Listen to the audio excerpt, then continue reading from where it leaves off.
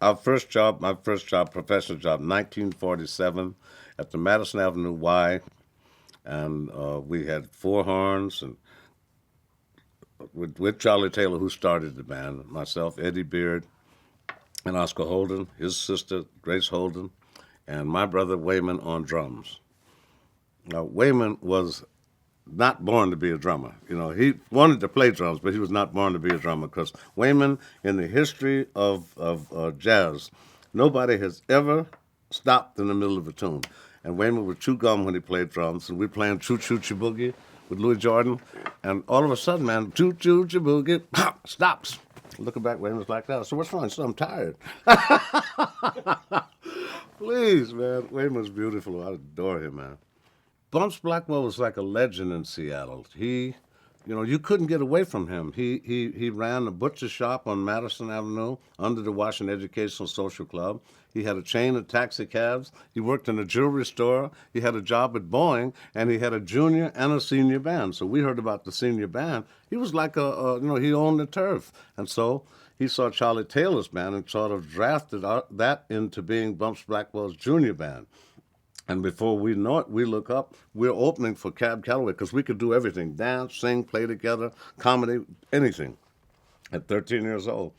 And we'd open for Cab Calloway. Bobby Tucker comes through. We work with Billie Holiday. Comes back through with Billy Eckstine. We work with Billy Eckstine. So we felt we were hot stuff, And Ray Charles is in town. And it was wonderful because we were just pumped up all the time. We had 3 jobs a night, and it was great. For kids, it's a miracle. We used to play hooky from school every day of the week sometimes, to go down to pay 11 cents to go see these movies. And I was more interested in, because I don't know where this fascination for visual and sound came from, but I could feel the influences of all the studios after a while, after listening to so many with Alfred Newman at Fox and Victor Young at the Paramount, et cetera, and Benny Carter whenever he did something, and Horace Henderson with Lena Horne. And but after a while, I didn't think it was ever going to be possible for me to be able to get an opportunity to write for films because they were long, 4-syllable Eastern European names most of the time, and not too many Joneses or Johnsons on there. So they say God protects fools and babies, right? I was so stupid when I was at this age, but I had so much passion for music. I didn't know what key signatures were. I hadn't studied formally. And so I'd write on notes at the top of the parts, play B natural a half step lower because it sounds funny if you play it natural. And the guy said, just put a flat down and it's in the key of F, turkey. And I was trying to describe the western winds and the northern winds and the southern winds and the different characteristics of it. Because I always wanted to write for movies first, so I always thought visually. And eventually I went for it, wrote it. We played it at Seattle University with Gus Manhertz Orchestra. And I showed it to Lionel Hampton, and that helped get me out of Seattle. And before that, I just sent it to Boston, which is called the Schillinger House, which is now Berklee School of Music. And that got me to the East Coast, closer to Charlie Parker and Bird. and Miles. Since I think I could even hold my horn properly, I wanted to and tried to play like Miles Davis. Dizzy was too hard to imitate, and Miles was so cool, and he changed the sound of the trumpet. He's the Picasso of jazz. He really is. He went through just like the blue and the cubism and primitive and everything else. So Miles did exactly the same thing and not followed it. He led it. He led all the movements he went through.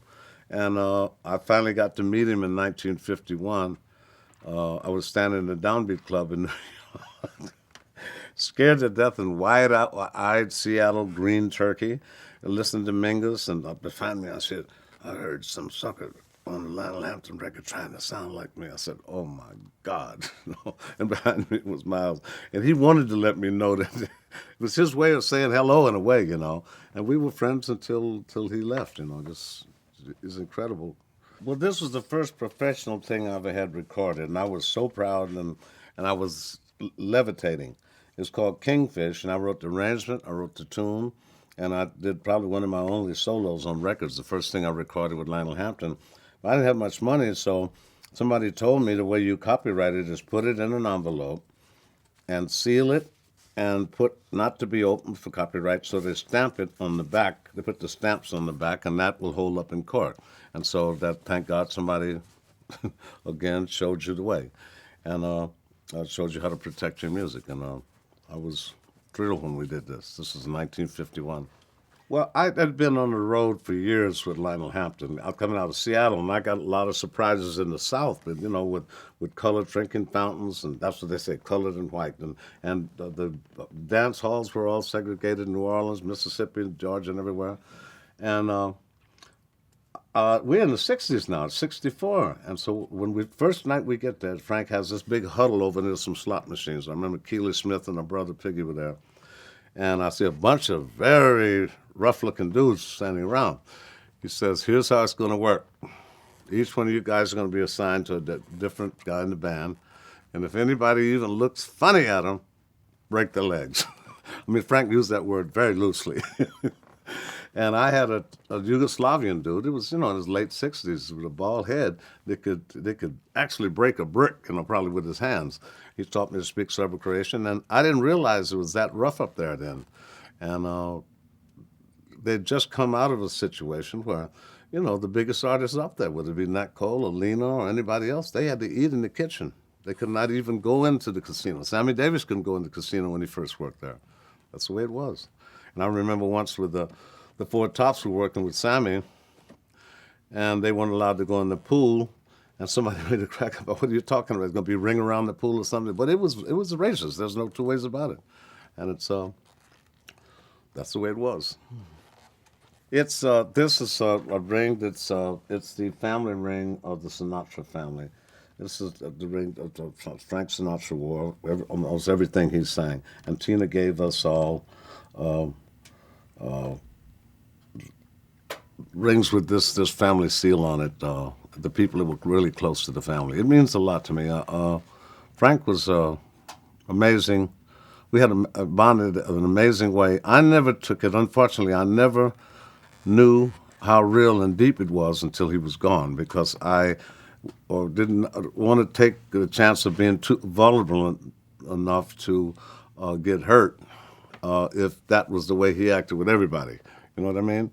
And so, but he really reached out. He asked me to go to the family dinners on Thanksgiving and Christmas, and we spent a lot of time together. Had really hanging in Palm Springs, and just incredible working and playing relationship.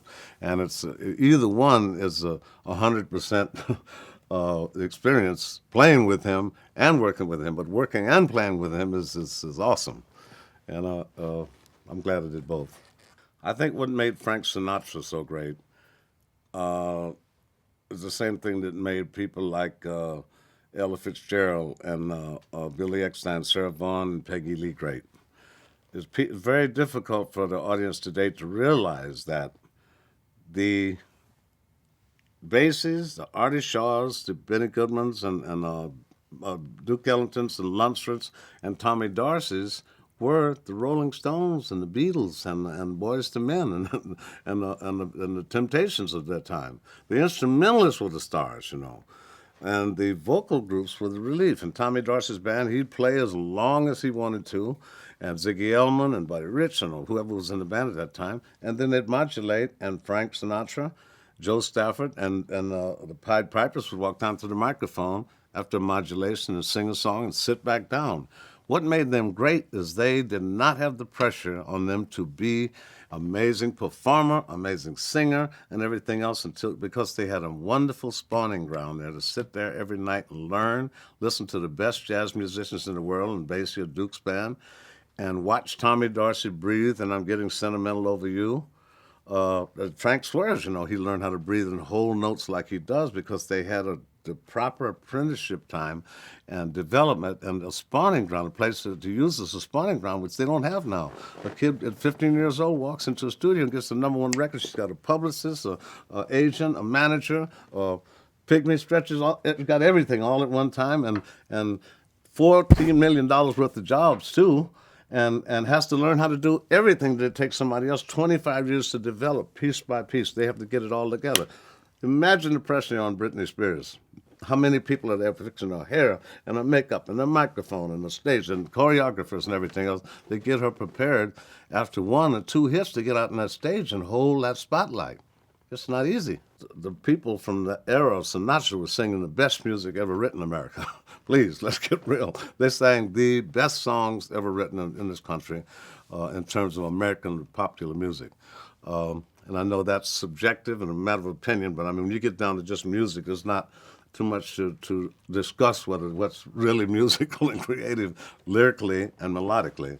And you must admit that the songs of the 40s and so forth were some of the most powerful things ever written in pop music, and most of them from Broadway shows.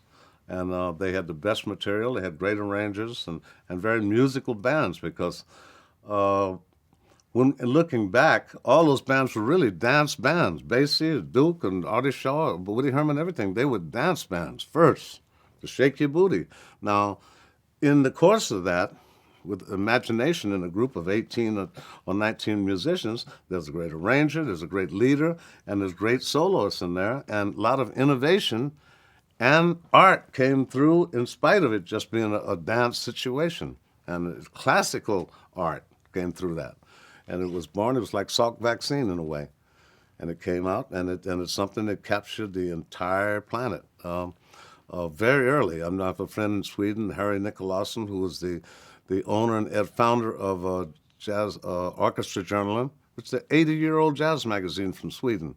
And it's ironic that the entire world discovered this art from America, and the Americans to this day, most of them have not really yet understood what place they play in the world of art around the world, American music. Because I ask everyone else to define you. Who is Quincy Jones?